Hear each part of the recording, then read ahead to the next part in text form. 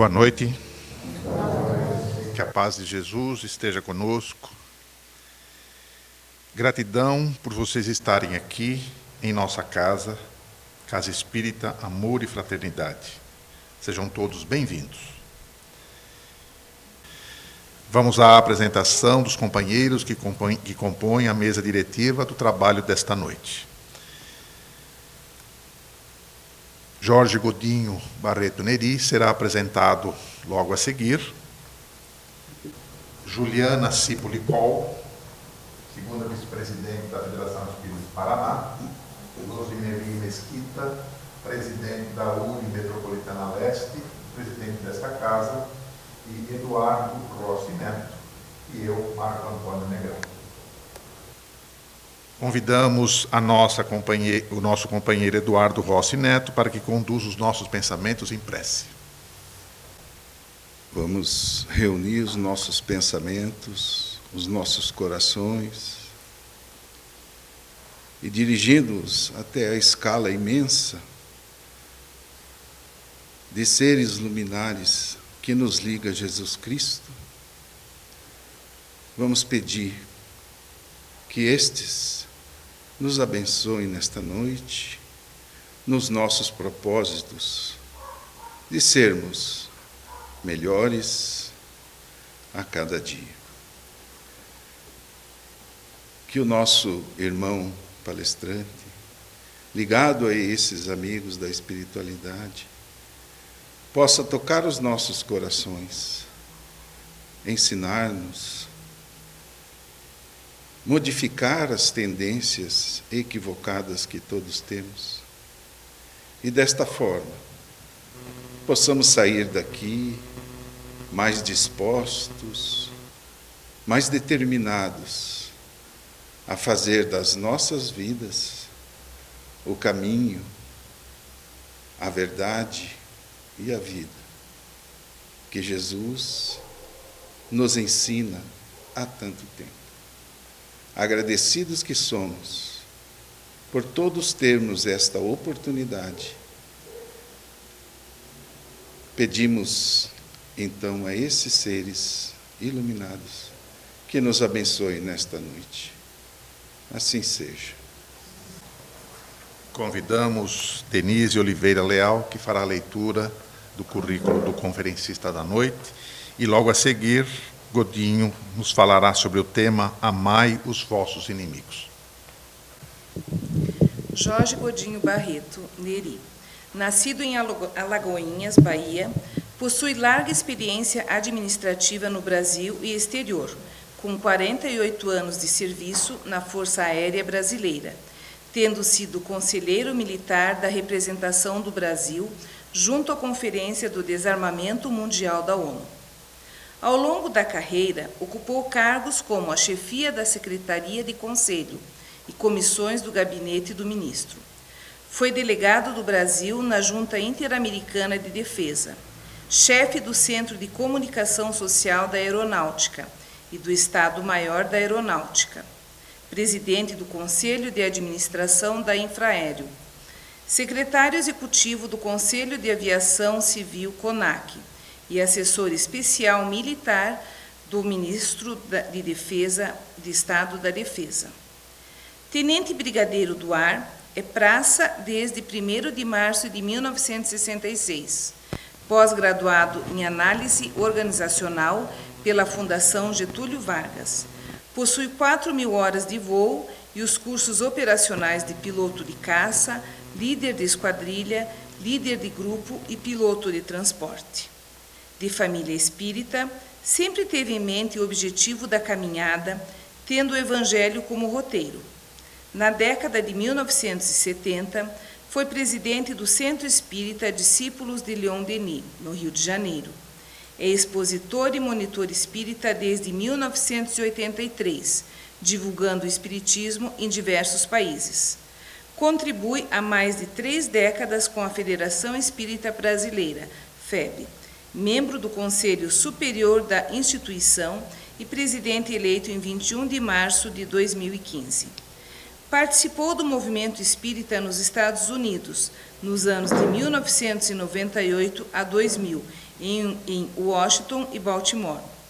Colaborou com a União dos Centros de Estudo Espíritas da Suíça no processo de unificação do movimento espírita daquele país, que culminou com a assinatura do Pacto de Unificação pelas Instituições Espíritas da Suíça em 2012. Veio ao Paraná ofertar a sua palavra, por primeira vez em 14 de março de 2017, participando em Cornélio Procópio como conferencista da 19ª Conferência Estadual Espírita do Interior, retornando desde então anualmente para brilhantar a Conferência Estadual Espírita. Estimadas irmãs, estimados irmãos, senhoras e senhores, que nos dão o privilégio da assistência pelos canais da internet, nesta oportunidade rogamos ao Pai que a sua paz, ao Mestre amado Jesus, permaneça conosco. A misericórdia divina fez com que a luz chegasse às trevas. E assim tivemos o advento de Jesus entre nós. A luz do mundo, o amor não amado, não compreendido quando entre nós esteve, mas desde os primeiros instantes de sua vida, demonstrou, pela fala e pelo exemplo, o exemplo maior do testemunho da lei do Senhor. Após o evento no Templo de Jerusalém, o famoso evento, quando ele, ainda jovem, conversando com os doutores da lei, a sua mãe Maria recebe a visita de Isabel, sua prima. Com ela veio João Batista. Naturalmente, quando os familiares se encontram, as primeiras conversações é o questionamento. Como vai? Como é que estão os familiares? Mas depois dessas primeiras conversações, Maria e Isabel focaram os assuntos da sua conversa nos dois filhos. Porque Isabel iniciou a conversação dizendo assim: Maria, eu tenho ficado muito ensimesmada com o comportamento de João Batista. Nunca encontro ele em casa. Quando eu vou ver, ele está nas estradas adustas, ou seja, naquelas estradas quentes do deserto, às vezes próximo às figueiras silvestres. E quando eu observo, apesar da tenra idade, verifico que o seu semblante está em profunda meditação. E assim ele vem se comportando durante quase praticamente todos os dias. Aí Maria diz a ela: Isabel, eu acho que essas duas crianças vieram trazer a luz ao mundo. Eu também tenho ocupações com Jesus. Muitas das vezes, eu procuro em casa e não acho, ele está próximo ao lago, às águas. Outras oportunidades, ele está conversando com aquelas pessoas que vêm da Samaria, os andarilhos, falando da sua comunhão com Deus, falando de amor, falando de Deus como nunca observei nenhum doutor da lei falar desta forma. Outras vezes, eu encontro conversando com as lavadeiras, falando de amor, falando de caridade, com os cegos, os trôpegos, os doentes. E isto tudo me traz também algumas preocupações. Recentemente, nós estivemos em Jerusalém e nunca ouvimos alguém responder aos doutores da lei como Jesus fez. Respostas que deixavam até os doutores ensimesmados. E aquilo fiquei preocupada com esse aspecto. Porque Eleazar, um amigo nosso, foi conversar com José e dizer a José que este menino iria trazer muitas preocupações para as autoridades. E isto me fez pensar bastante. E eu pedi a Eleazar para que ele, com as influências que tem junto às autoridades, pudesse proteger Jesus. Porque já havia sido observado convites dos doutores da lei para que Jesus, naturalmente, participasse deste processo que eles ofereciam para um dia se tornar doutor da lei. E é assim que, quando eu cheguei em casa, falando Maria, Isabel, eu contei para José. E olhe que coisa interessante. No dia seguinte, Jesus me procura e me faz a seguinte pergunta: Mãe, que queres tu de mim? Não vês que eu estou em constante comunhão com o Pai? E eu, trêmula, para responder-lhe, porque parecia o seu olhar que ele estava na minha intimidade. E eu respondi para ele as preocupações de mãe a respeito do assunto.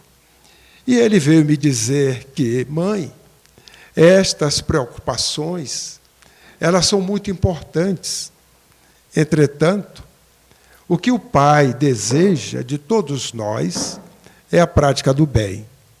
Não se preocupe, que eu vou fazer a melhor escolha. À tarde, ele procurou José e solicitou a José para ajudá-lo na carpintaria. E até hoje, ele se encontra com José, lixando a madeira, serrando as madeiras, fazendo os objetos naturais de uma carpintaria. Isso nos tranquilizou, mas parece que ele quis deixar uma lição para todos nós, que a melhor escola, que a melhor escolha que se pode fazer é o lar e o esforço pessoal. É assim que nós vamos verificar, à luz do mundo, o exemplo maior de amor desde a tenra idade, falando e praticando o amor. Mas sabemos que Jesus conviveu conosco na sua existência durante 33 anos. E os registros que os evangelistas fazem é justamente dos 3 anos da sua vida pública. E nós vamos encontrar Humberto de Campos falando-nos, no livro Boa Nova, quando se refere às primeiras pregações do capítulo 3, dizendo que Jesus, logo no início da sua vida pública, encontrou com João Batista, teve aquele fenômeno do batismo, e com ele conviveu alguns dias no deserto, alimentando-se daquele alimento natural que já é conhecido de João Batista, diferente dos alimentos normais das pessoas da época. Após este fato, Jesus se dirige ao oásis de Jericó. O oásis de Jericó é uma cidade verdejante, bastante água, em volta deste deserto que caracteriza aquela região. Jericó é a cidade mais antiga que se conhece, criada há 10.000 anos antes de Cristo, está a 200 metros abaixo do nível do mar. Mas não é a cidade conhecida por esta característica. Ela é conhecida, Jericó, pela passagem de Jesus nesta cidade. Numa vez, quando ele adentrava a cidade, e aquele homem, que não era aceito porque era cobrador de impostos, Zaqueu, que tinha uma estatura pequena, e ao ouvir falar de que Jesus estaria em Jericó, ele procurou uma posição que ele pudesse vê-lo, porque havia uma simpatia com os ensinos que ele ouvia falar da boa notícia, da boa nova, do Evangelho de Jesus. É assim que ele sobe numa figueira, toma uma posição que ele poderia ver perfeitamente a multidão que acompanhava Jesus e Jesus. Para sua surpresa, quando Jesus se aproxima da árvore dele, aponta e diz assim: Zaqueu, hoje pernoitarei em sua casa. Para ele, aquilo foi a notícia mais agradável de sua vida. A maior surpresa, porque ele não acreditava.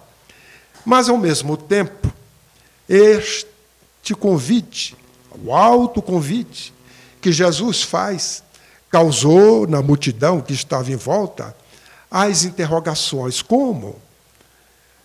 Passar na casa, o pernoite, na casa deste homem que cobra impostos, que não era aceito pela sociedade, inclusive mesmo as interrogações entre os seus discípulos. E sabemos perfeitamente que, a partir dali, os evangelistas nos contam como foi a sua estadia na casa de Zaqueu. O outro fato que lembra Jericó é a do cego Bartimeu. Quando, desta feita, Jesus estava saindo de Jericó. E aquele cego, sabedor de que Jesus estaria na cidade, observa o barulho da multidão e sabia que Jesus ali se encontrava. E ele então grita: Senhor, mestre, mestre, tem piedade, tem misericórdia de mim. Mas a multidão, acerca de Jesus, nem tampouco observava as suas rogativas, e ele cada vez mais gritava, e alguns até olhavam com certo desdém para ele, até que Jesus chama-o. E aí eles correm até Bartimeu e dizem assim: Bartimeu, ele te chama. Bartimeu levanta, coloca as suas vestes ao ombro e é conduzido até Jesus. E Jesus usava a metodologia porque ele sabia da necessidade que cada um tinha. Mas ele nunca curou ou ajudou alguém sem antes perguntar: que queres que eu faça? É uma metodologia para verificar se aquele desejo, aquele ensejo, realmente vinha da intimidade. Se havia confiança, fidelidade, o desejo realmente da cura. E é quando Bartimeu diz que gostaria de ver, e ele fala: a tua fé te curou. Jericó é conhecido por estas revelações que os evangelhos nos trazem. Mas dali, nós vamos observar Jesus se dirigindo a Jerusalém, aonde pernoita, e no dia seguinte vamos encontrá-lo como um peregrino nas cercanias do templo de Jerusalém. Mas um grupo de sacerdotes se aproximava da praça e foi atraído por aquele homem de uma beleza invulgar, de um olhar diferente dos demais, que ali se encontrava. E dentre aqueles sacerdotes, alguns admiraram, foram atraídos pela sua fisionomia, pela sua postura, pela sua estatura e, naturalmente, pelo magnetismo que o Cristo transmitia aonde ele se encontrava. A maioria deles prosseguiu a sua caminhada, mas um deles, Anã, aproximou-se de Jesus e começou fazendo-lhe uma pergunta: Nazareno, que fazes em Jerusalém? E Jesus, então, olhando para ele, responde: passo por Jerusalém para a fundação do reino de Deus. O sacerdote, que era um doutor da lei, ao observar aquele nazareno, um homem aparentemente simples, diante de uma resposta tão profunda, responde para ele: que achas tu deste empreendimento? Uma obra divina em tuas mãos? Olha o desdém. Será que tens algum príncipe desconhecido que está te dando apoio? Quem são aqueles que vão te acompanhar? E Jesus responde para ele: os meus seguidores virão de todas as partes da terra. Ele então, vendo esta resposta e ouvindo, ele dá um desdém de sorriso e diz assim: ah, sim, em todas as partes da terra se encontram os aflitos, os sofredores, os doentes, os trôpegos, os aleijados, e certamente são estes que contarás no teu empreendimento. E continua dizendo: tu conheces alguma estátua formosa e pura, construída com fragmentos de lama? Jesus, desta feita, responde ao sacerdote com mais severidade: sacerdote, não conheço mármore mais formoso e mais puro do que o sentimento, e nenhum cinzel superior à boa vontade. Diante da resposta de Jesus, peremptória, firme, suave, mas ao mesmo tempo segura, aquele sacerdote, doutor da lei, se irritava cada vez mais. E aí pergunta para ele: tu conheces o código da corte provincial? Tu conheces a lei do templo? E Jesus responde para ele: conheço o amor e a verdade. E a cada resposta de Jesus, ele ia se irritando cada vez mais, porque esperava outras respostas, não respostas sábias, daquele nazareno simples que ali estava. E, finalmente, ele vem dizer: conheces Roma? Conhece Atenas? E Jesus vem dizer: eu sei qual é a vontade do meu Pai que está nos céus. Com esta resposta, o sacerdote vira as costas a Jesus, dá uma olhada de desdém e segue o seu caminho. Após este fato, nós vamos encontrar Jesus aproximando-se de Cafarnaum. E ali, pisando as areias daquela praia, começa os primeiros convites àqueles que fariam parte do seu apostolado. Havia uma multidão de pescadores que cantavam, naturalmente, os cânticos naturais que fazem estas pessoas, uns consertando redes, outros limpando barcos, mas ele aguardava dois que estavam por chegar.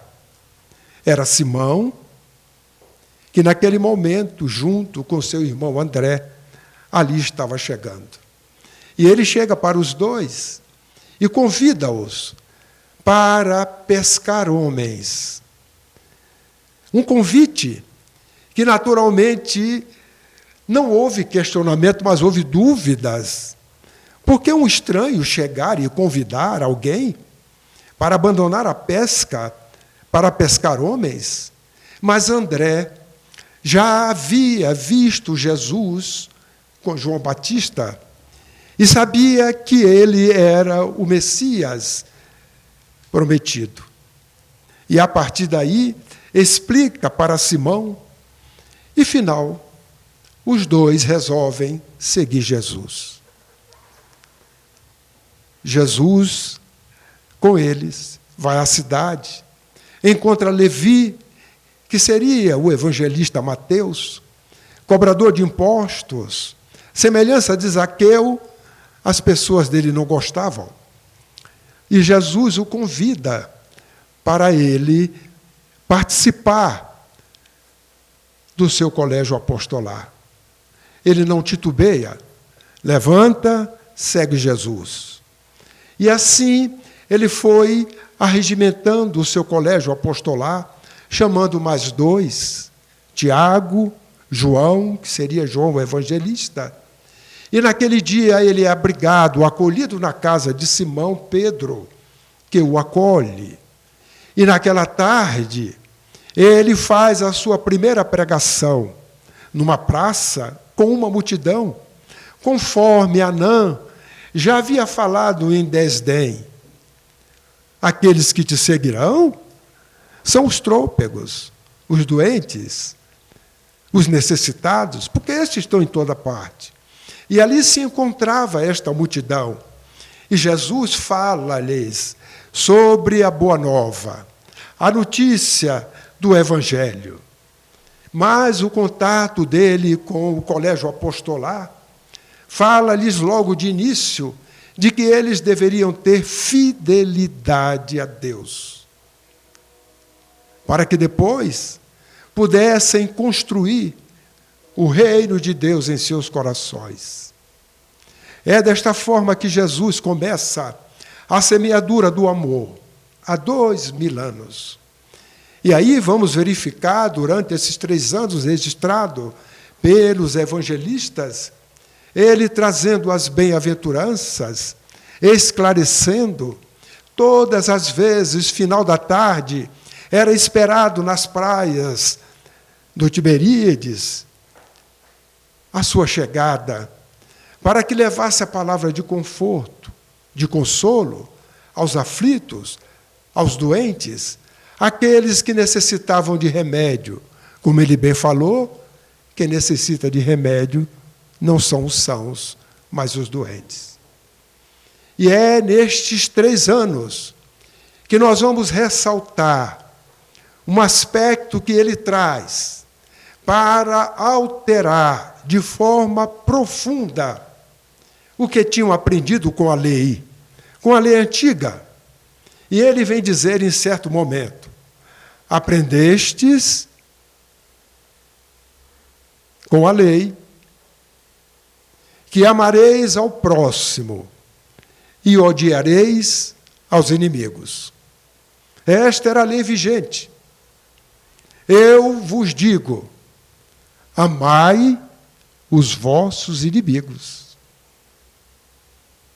Fazei o bem àqueles que vos odeiam. Orai pelos que vos perseguem. Qual é o mérito de amar a quem lhes ama? Porque assim fazem os saduceus, fazem os fariseus. Amar aos inimigos é o ponto mais sublime da caridade. E a mensagem foi registrada pelos evangelistas, Lucas, Mateus, nos seus evangelhos. Mas sabemos que Jesus falou-lhes através de parábolas, alegorias, trazendo o amor e a verdade que liberta, conforme anunciou Anã, que o que ele conhecia era o amor e a verdade. Mas sabedor de que não poderia, àquela época, aqueles que conviveram com ele, entender o amor e a verdade em plenitude, com facilidade. Por isso que ele contava histórias através das parábolas, falava em alegorias, e naquele momento da última ceia veio prometer que iria pedir ao Pai para que o outro Consolador explicasse aquilo que no momento ele não poderia fazer. E é desta forma que nós vamos observar que após 1864 anos, nós vamos encontrar a doutrina espírita já codificada e a sua terceira obra que compõe a doutrina, o Evangelho segundo o Espiritismo, sendo colocado na sua primeira edição à disposição da humanidade. E o codificador vem nos falar de que esta obra, ela é uma obra luminosa, é uma obra que ele teve que, dos conteúdos dos evangelhos, escritos pelos evangelistas, de fazer uma opção dentre os conteúdos que a compõem, porque compõem os evangelhos de Jesus os atos da sua vida, as predições, os milagres, as palavras que a igreja escolheu para fundamentar os seus dogmas e o ensino moral. Destas 5, ele observou que 4 são objetos de discussões, de pontos de vista, e ponto de vista é vista de um ponto, e muitas das vezes de intrigas e separações. Ele fez a opção por aquela de que é inalterável, que acolhe qualquer crença, qualquer religião, qualquer credo, que foi justamente o ensino moral de Jesus. E o Evangelho, segundo o Espiritismo, vem nos dias de hoje nos esclarecer, conforme ele havia prometido, esclarecer de forma direta, vem nos consolar. Aquelas palavras que os evangelistas registraram, porque ele nada escreveu, a não ser na mente, nos corações dos homens, porque as suas palavras, ao serem reverberadas na atmosfera, ficou para todo e sempre nas mentes e nos corações daqueles que diretamente conviviam com ele, como de nós, 2000 anos após. Por isto que o Evangelho de Jesus, a sua boa nova, são palavras de vida eterna.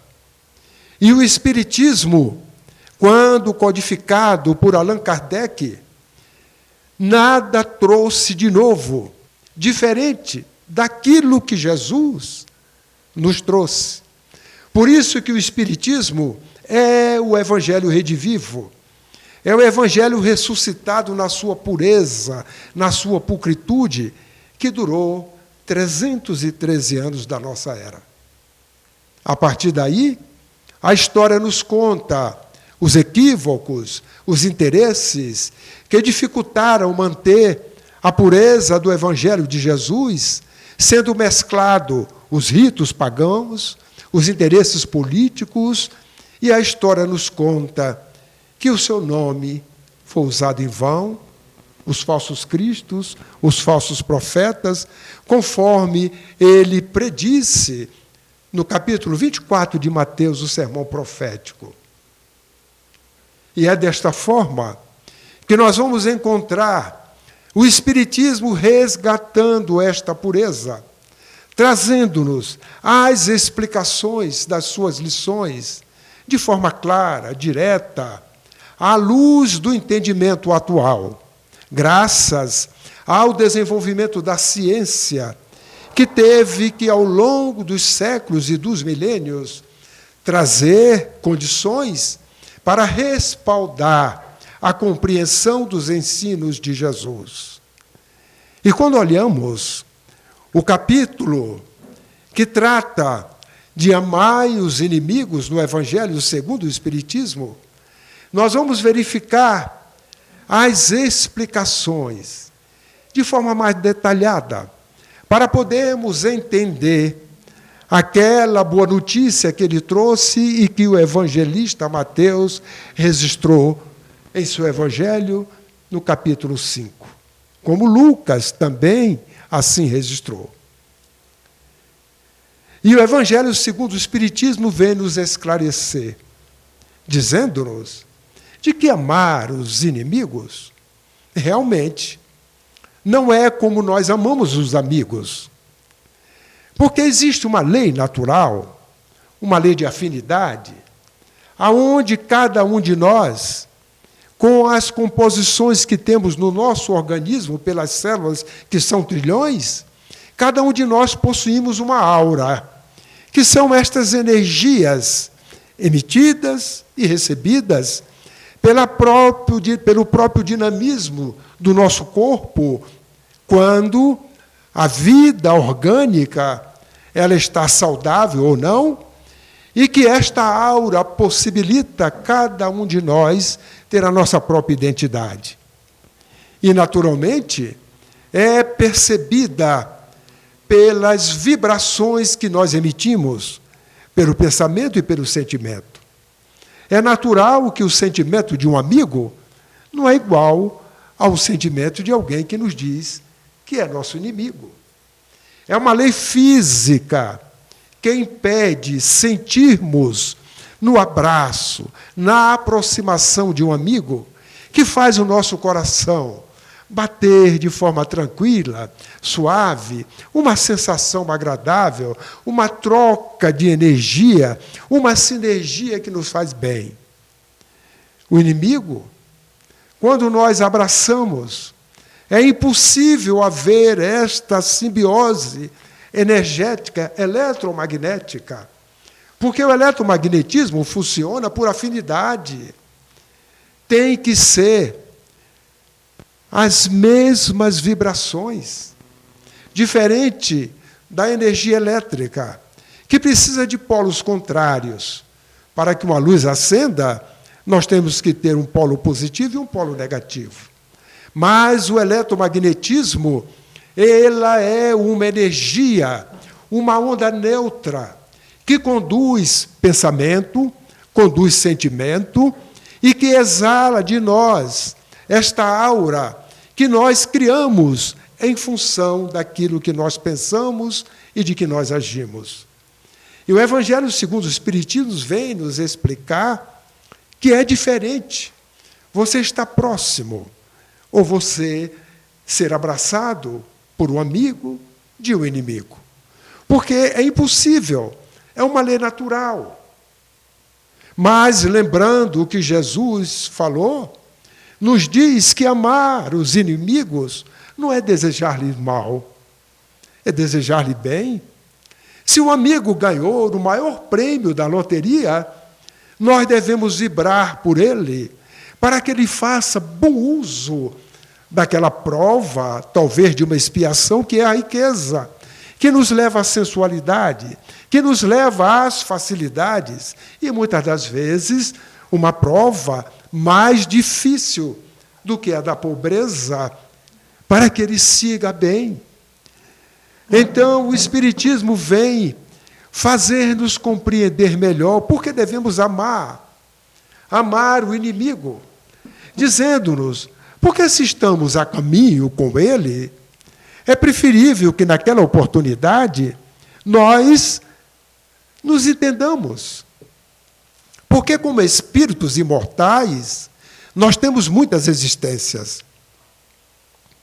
Se nesta existem amigos, também existem os inimigos, que muitas das vezes esses inimigos não são dessa existência. Nós nos reencontramos e veio à tona aquele passado de outras existências, que nesta estamos juntos para podermos, através da lei do amor, através da benevolência, da indulgência, do perdão, sabermos ter uma vida de relação e apagarmos aquele passado, nos perdoando mutuamente. Mas, muitas das vezes, o perdão é unilateral. O outro não perdoa. Se assim fizer, o problema é do outro. Certa feita, Chico estava muito preocupado. Preocupado porque havia uma pessoa que era seu inimigo. E aquilo estava atrapalhando o seu trabalho com Emmanuel. Emmanuel disse para ele, Chico, quais são? O que é que você tem? Você está muito preocupado? Certamente ele já sabia. Aí Chico disse para ele, fulano, isso me preocupa. Emmanuel, isso é fácil de resolver. Faça o seguinte, você vai lá e converse com ele. Explique para ele que você não tem nenhuma mágoa, que não tem nada contra ele. E assim Chico achou uma boa ideia. dirigiu-se à casa da pessoa, bateu a porta, e quando a porta abre, que vê o Chico, a cara da pessoa, o rosto, a fisionomia, era uma fisionomia fechada. Quando o Chico ia falar, ele bate a porta, não deu nem chance de conversar. Chico volta mais triste. E quando estava a caminho, Emmanuel diz: e aí, Chico? Você não viu, não, Emmanuel? Cheguei lá, não deu nem chance de conversar. Uma cara desse tamanho. Aí Emmanuel diz para ele: Chico, vamos trabalhar? Sua consciência está tranquila. Você fez a sua parte. Você foi lá, se ofereceu. Se ele não quis, o problema é dele. O seu não. Seu coração está limpo. Sua consciência está tranquila. Permaneça com os braços abertos, porque se um dia ele desejar te abraçar ou voltar, você está pronto para poder abraçá-lo, porque você o ama. Mas se ele não lhe ama, você tem que respeitá-lo. Aí Chico apaziguou-se e continuou o trabalho com Emmanuel, deixando-nos os ensinamentos da sua vida de evangelhos, de feitos, que nós também devemos realizar. Amar os inimigos é um processo que a divindade, na sua misericórdia, coloca-nos numa existência próximos uns dos outros. E, muitas das vezes, eles podem estar na própria família. Muitos de nós dizemos assim: os meus verdadeiros irmãos não são consanguíneos. É o meu amigo que está em outra família. Uma afinidade imensa, uma fraternidade, um carinho, passa a ser até confidentes dos problemas que existem na família. Mas a divindade e a misericórdia colocam-nos juntos na mesma família para que nós aprendamos. Às vezes, a inimizade, ela é tão ferrenha que a divindade dá uma grande oportunidade. Nascem chipófagos. Ou com o mesmo corpo, ou com os corpos ligados, para ficar um de frente ao outro. Se é o mesmo corpo, o que um se alimenta, o outro se alimenta, o que um sente, o outro sente. Então, a visão do Pai, a misericórdia do Pai, que parece para nós uma miséria, termos na família um filho nestas condições, para nós parece ser uma desgraça. Mas define Girardin, o Espírito, que nas instruções dos Espíritos vem nos falar da desgraça real, ela vem dar uma conotação da verdadeira desgraça real que não está no fato, mas nas consequências do fato. Porque o fato em si, ele traz todos eles consequências. Porque a vida de relação tem consequências morais. E, às vezes, a divindade nos proporciona conviver com os inimigos do passado na própria família. Quando não é na família, pode ser no trabalho. Aquele chefe que, quando a gente lembra, ou aquele subordinado, quando nós somos chefes. Mas na casa espírita não tem isso. Todos nós vivemos em fraternidade. Que beleza, não é? Mas a misericórdia do Pai também nos coloca os desafetos do passado na casa espírita, para que nós, através do trabalho, nos reparemos.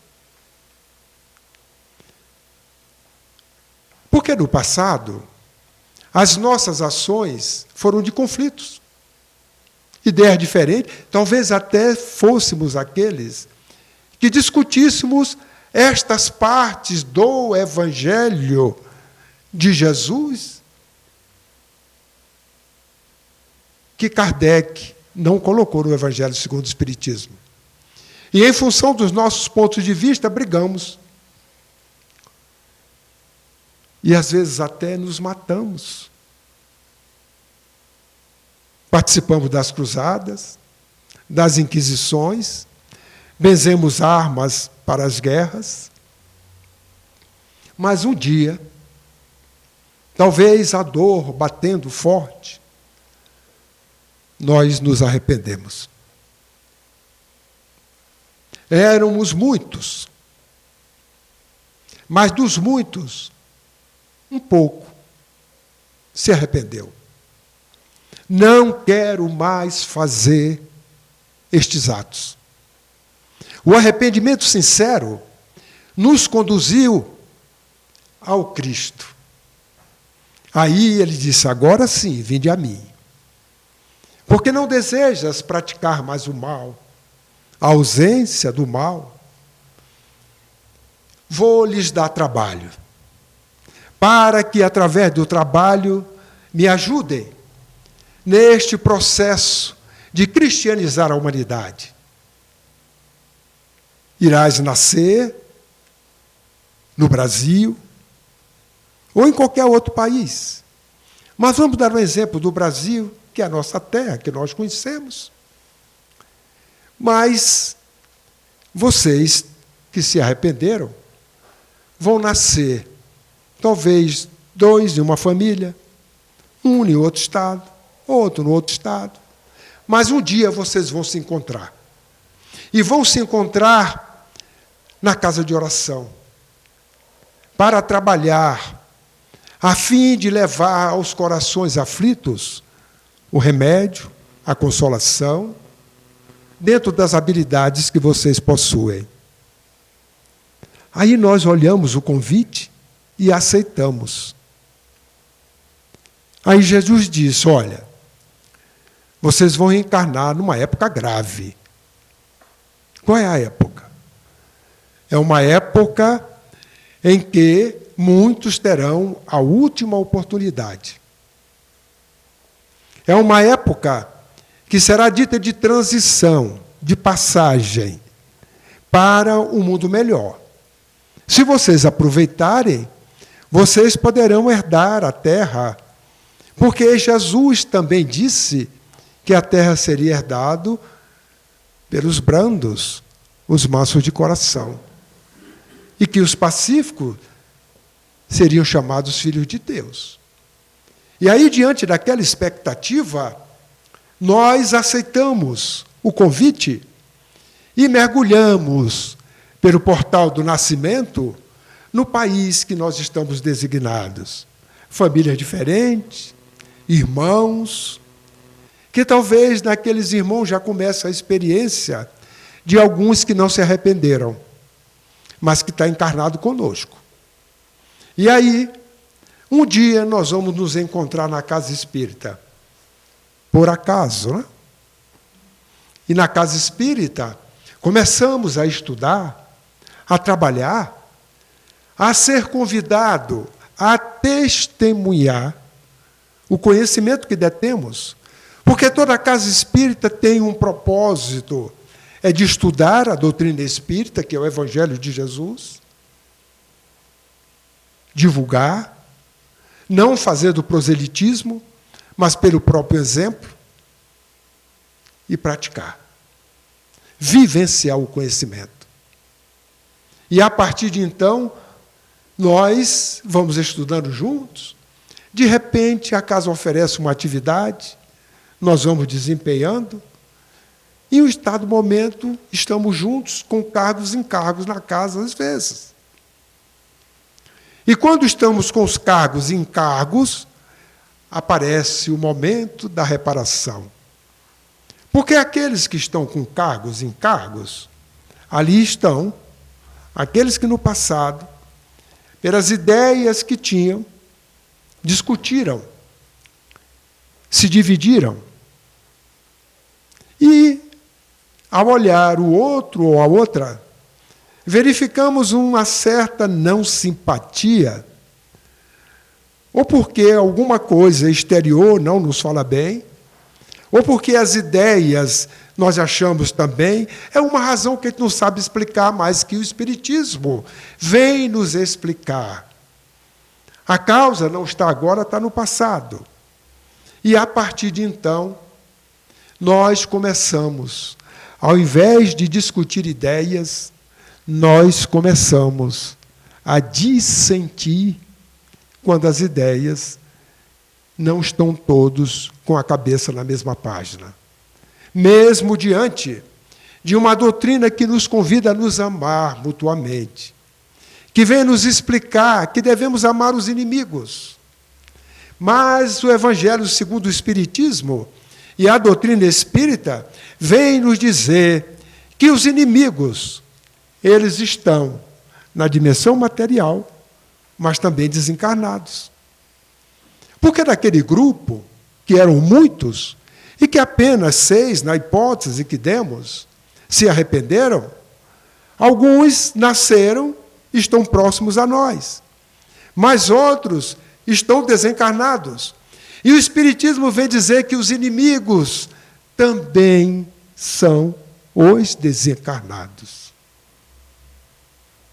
E que muitas das vezes se conectam conosco para fazer com que o propósito existencial não seja cumprido. Vou fazer um exemplo para que nós possamos compreender. Pode ser fictício, mas analisem se tem lógica e se é possível. Há os inimigos desencarnados. A tecnologia que está à nossa disposição, ela é uma tecnologia menos aperfeiçoada do que existe no plano espiritual. Os nossos irmãos, ainda equivocados, são altamente inteligentes. Eles cresceram, desenvolveram a inteligência ao longo dos anos. Se lá no passado eles lutaram no plano espiritual com armas grosseiras, nos dias de hoje eles lutam com armas mais sofisticadas, porque são altamente inteligentes, desenvolvem, entendem de magnetismo. Nós verificamos nas obras que aí estão, quando se utilizam desses recursos, para diante daquele que se sente culpado, transformar o seu perispírito em formas que não é a humana. Lembramos da obra de André Luiz, daquela mulher que, diante de um tribunal, ela se coloca dizendo os males que praticou e com sentimento de culpa. E eles, então, dá-lhe os castigos necessários, segundo as suas vontades, dizendo que ela é culpada e, a partir de então, ela se transformaria naquele animal que eles desejavam. E o fato acontece. Porque quem ali estava fragilizada com o sentido de culpa, e eles, conscientes do magnetismo, se utilizaram dos recursos para transformá-la de forma subjugada à sua vontade. E nós vamos observar que essa tecnologia que nós usamos com estes aparelhos, e hoje é fácil explicar. A onda eletromagnética é neutra. Ela conduz pensamento, conduz sentimento. Tem cor, tem frequência, pode ser medido. Lembremos do livro Cartas de uma Morta, da mãe de Chico, que o Chico havia pedido: mamãe, quando puderes, nos conte como foi a sua vida, a sua chegada no plano espiritual. É um livro pequenininho, mas cheio de ensinamento. E ela nos conta que, em determinado momento, junto àquele que era o seu mentor espiritual, ela observa, saindo da Terra, ondas várias, com maior intensidade, menor intensidade, cores variadas, e ela observa sem entender, mas uma lhe chama a atenção. O mentor observa, pergunta para ela o que é que ela achava, e diz a ela se ela se afinizava com algumas. Ela diz sim, e ele a ajuda a concentrar naquela onda. E quando ela entra em concentração, em sintonia, ela se vê na Europa, numa igreja, uma mãe orando ungidamente ao Pai pelo seu filho querido. Comoveu tanto que ela também, naquele instante, entrou em sintonia com a vibração, a oração da mãe, como mãe que foi, que aquela mãe saiu daquela igreja com a convicção de que as suas rogativas seriam atendidas pelo Pai. E quando ela se vê, a mãe do Chico está de volta junto ao seu mentor. Quando nós emitimos pensamento, o pensamento ele tem cor, tem frequência, tem onda. Amor tem uma frequência. Ódio, uma outra frequência diferente. Inveja tem a sua própria frequência, diferente de ódio e amor. Cada uma com a sua. Desejo de poder, pensamento de intriga, tudo tem frequência. E o Evangelho segundo o Espiritismo vem nos explicar que há os inimigos desencarnados. E eles se utilizam desses recursos. Porque certa feita, conversando, dialogando com um desses espíritos, naturalmente, assim falo, em uma reunião mediúnica como dialogador, e ele chegou muito tranquilo, falando de que realmente esta casa ela é uma casa impenetrável. Eu tentei entrar pelas portas, pelos portões, pelos muros, eu não consegui. Mas aí me veio a ideia, eu vou entrar subterrâneo. Tentou, não conseguiu. Veio a outra ideia, de paraquedas, vai ser pelo ar. Também não consegui. E aí deu um riso de desdém. E interessante, eu estou aqui dentro. Quando ele assim disse, me veio justamente a ideia da possibilidade dele estar ali dentro. Não o questionei sobre isto, mas ficou o ensinamento. Se qualquer um de nós adentrarmos a casa de oração com intenções que não sejam do bem, basta nós estarmos na casa de oração e o nosso pensamento levar aquela nossa intenção. Não entra conosco, mas fica lá fora no Wi-Fi aguardando. Aquele que entrou, tem uma reunião administrativa na casa e a intenção dele é contrariar. Não, mas eles estão discutindo a próxima eleição. E o desejo dele é um cargo na diretoria. E ele vai fazer tudo para isso. Eles ficam lá fora, porque não entram na casa, e ficam aguardando a reunião. Aí, quando começa a reunião, as discussões, aí aquela intenção, o desejo do pensamento do cargo, eles captam. Quando captam, cheguei nessa casa pela primeira vez e perguntei se tinha Wi-Fi. Alguém me disse que sim. Eu perguntei se qual é a senha. Aí me deram. Fui embora.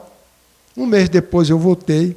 Quando estacionei o carro ali na frente, que eu olhei meu celular, ele já estava com aquele sinalzinho.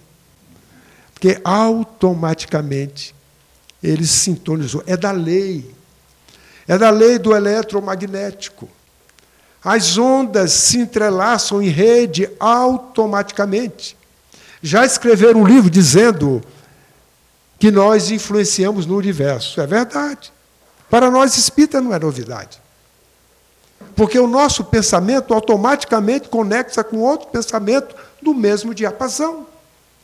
Então, na hora que na casa espírita nós pensamos, se não for o bem, possa ser que alguém lá fora conecte conosco. Os espíritos influenciam em nossas vidas muito mais do que nós imaginamos e até nos dominam. E podemos ser dominados por eles porque entramos em sintonia. Em sintonias Só os pensamentos chegando. Igual o que acontece aqui. E estou, aí vem lá, cheio de WhatsApp, cheio de informações, não é assim?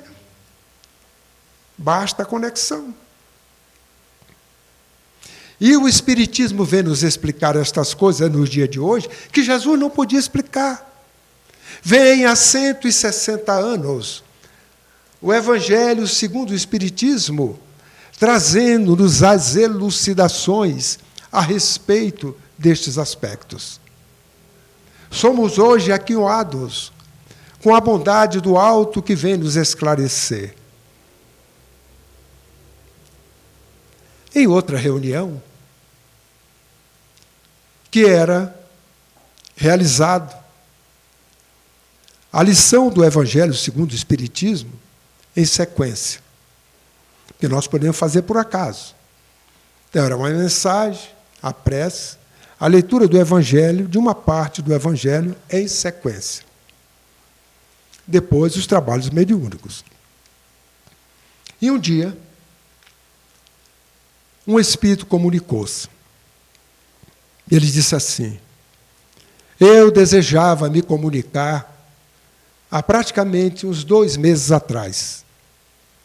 Mas os mentores da casa, os responsáveis pelo trabalho, eles me pediram que eu aguardasse para comunicar no dia de hoje. Porque a lição do Evangelho, nos dias de hoje, é sobre os inimigos desencarnados. E eu fui um inimigo desencarnado de um membro da reunião. Persegui-o durante 40 anos. E eu ficava com um sentimento de ódio, de raiva, porque sempre os meus entes queridos, necessitados, que se encontravam encarnados, quando chegava à casa para o atendimento, sempre era conduzido para o atendimento daquele que eu era o inimigo. E eu fazia tudo para que não fosse ele que atendesse, que fosse outro que atendesse. Mas, por razões várias, que hoje eu já sei, caía sempre na mão dele. E ele, de forma carinhosa, foi atendendo os meus entes queridos, que eu tanto amo. Depois de tanto tempo, eu não tive outra alternativa que não fosse me render ao amor. Hoje, eu estou aqui para dizer que não sou um inimigo desencarnado. A partir de algum tempo, eu sou um amigo desencarnado. E um amigo que me encontro junto a esse inimigo anterior, ajudando, protegendo dentro das minhas possibilidades. 2000 anos depois, da mensagem de Jesus no Evangelho, hoje nós temos a benesse de ter o Evangelho segundo o Espiritismo nos explicando a respeito dos inimigos que, à época, Jesus não poderia dizer, a não ser a mensagem exarada nos Evangelhos. Aprendestes que devereis amar o próximo e odiar os inimigos. Este era o ensino vigente até o amor não amado chegar entre nós, para nos ajudar a entender como proceder à luz do amor. E aí ele lançou a semente do amor. Prometeu um outro Consolador que está nos explicando, hoje de forma direta, clara, o entendimento. Porque à época ele não poderia dizer, como o Evangelho segundo o Espiritismo e a doutrina nos diz nos dias de hoje. E vem há 160 anos, iluminando mentes, abrandando costumes, balsamizando sentimentos, nos esclarecendo, para que nós possamos palmilhar estes dias tão graves, que nós solicitamos ao Pai protagonizar, mas, ao mesmo tempo, ajudados, protegidos, esclarecidos pela doutrina nova, a novel doutrina, o Espiritismo que veio nos explicar nossa origem, quem somos, o que estamos fazendo aqui, para onde vamos. Então, nos dias de hoje, conforme Paulo falou, devemos temer o quê? Se temos Jesus, temos o Evangelho, temos Deus, e ainda temos as explicações, conforme o outro Consolador vem nos trazer. O Evangelho segundo o Espiritismo vem nos dizer que não é cabível aquele que se diz espírita ter inimigo. Aquele que se diz espírita alimentar esse sentimento de inimizade. Porque assim não é um espírita, quanto menos cristão. E Kardec, ele fala no Evangelho segundo, no Livro dos Médiuns, que a bandeira que ele levanta mais alto é a do espiritismo cristão e humanitário. Que as instituições levantem com ele, é o convite que ele faz, esta bandeira, para que possamos nós, diante do espiritismo cristão e humanitário, envidarmos esforços para sermos espíritas cristãos, ou verdadeiros espíritas, na oportunidade que estamos tendo de testemunhar o amor, nestes dias tão graves que falamos, mas repleto de oportunidades para que nós possamos crescer no testemunho do conhecimento que nós já detemos. Então, que possamos, queridas irmãs e queridos irmãos, jamais alimentar nos nossos sentimentos a mágoa, a inimizade, mas olharmos os nossos irmãos e a humanidade como filhos de Deus, para que possamos criar um sentimento de fraternidade, a fraternidade universal que Jesus nos ensinou. Que possamos, assim, nas reflexões sobre amar os inimigos, compreendermos a necessidade de abrandarmos os costumes para que este amor exale em nós e possamos voltar ao plano espiritual sem mágoas, sem inimigos, sejam encarnados ou desencarnados. Porque se houver inimigos, fica por conta daqueles que o são. Porque mais cedo ou mais tarde, juntos, se avançarmos um pouquinho mais, seremos aqueles que iremos dar-lhe as mãos para que eles possam avançar conosco, porque os equívocos cometidos no passado fizemos juntos. E se vamos crescer, também teremos que crescer juntos, à luz do amor, conforme Jesus nos ensinou e praticou. Por isto, que nos dias de hoje, o Espiritismo necessita apenas de testemunhadores, daqueles que conhecem, meditam, sentem e vivem os ensinos que os Espíritos deixaram para nos orientar e nos consolar. Porque eles disseram ao codificador de que chegaram os tempos marcados pela providência e de que eles, como ministros de Deus, agentes de sua vontade, vieram instruir e esclarecer os homens. E nós estamos sendo instruídos e esclarecidos. Cabe a nós agora colocar em prática esses ensinos que o código divino, este código de ética divino, este código divinal, legado à humanidade por Jesus, que está aí conosco para permanecer por todo e sempre, a fim de que seja o roteiro em nossas vidas. Que Jesus nos abençoe, que Jesus nos fortaleça e que nós possamos, com Ele, seguir os seus passos, lembrando daquilo que Ele nos recomendou, que jamais nos abandonaria, mas que nós pegássemos a nossa cruz e seguíssemos com o sacrifício natural que cada um de nós temos para vencer a nós mesmos nesta luta, neste bom combate, conforme Paulo fez.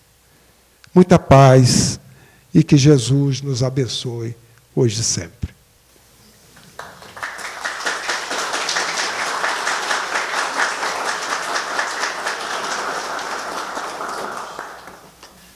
Obrigado, Godinho, pelas suas reflexões, que com certeza traz a todos nós a responsabilidade que temos perante a nossa doutrina, a doutrina espírita, que consola, que esclarece e que nos traz o entendimento para as nossas vidas.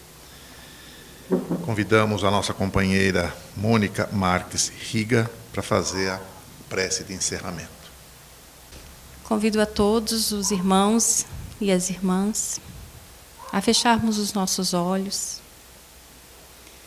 a agradecer então a oportunidade de hoje estarmos aqui, agradecer a presença do nosso irmão, trazendo tantos esclarecimentos para nós, nos lembrando dos ensinamentos que o Mestre Jesus nos trouxe, que possamos, através da boa nova do Evangelho segundo o Espiritismo, vivenciar esse amor através dos nossos atos, das nossas palavras, que possamos ser os instrumentos utilizados para trazer a paz, o amor para o nosso planeta. Que a semente que foi plantada nesta terra e em nossos corações possam frutificar. Que aqueles que se dizem nossos inimigos possam caminhar conosco, Senhor. E que através do nosso dia a dia, da nossa transformação moral, possam se tornar os nossos amigos. E aqueles que entre nós, Senhor, trazem de algum modo alguma mágoa, algum ressentimento, algum ódio, que possamos ser curados dessas dores morais e que tenhamos a oportunidade de testemunhar o seu Evangelho. Pedimos que as bênçãos que recebemos esta noite sejam derramadas a todos, principalmente, Senhor, aqueles que ainda não te conhecem. Pedimos também pelas palestras que estão sendo realizadas nesta conferência. Pedimos por cada palestrante que se dispôs a estar conosco nesta conferência. Abençoa, Senhor, a cada um que aqui se encontra e que possamos retornar aos nossos lares com esta paz, com este amor que o Senhor nos legou. Que assim seja.